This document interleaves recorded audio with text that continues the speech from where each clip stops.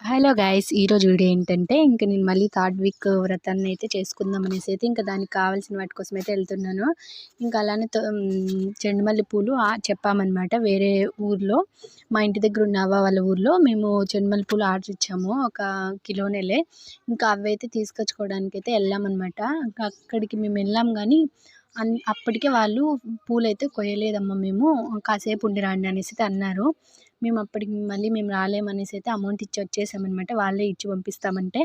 ఇంకా వచ్చే దారిలో అయితే ఇంక తొలిసాకు ఇంక స్వామికి వెంకటేశ్వర స్వామికి కావాలి కాబట్టి వ్రతానికి ఆకు కోసం కూడా అలానే తెంపుకొని వెళ్తే బాగుంటుంది కదా అనేసి ఇంకా ఆకు కోసం అయితే అక్కడే నిలబడ్డామన్నమాట.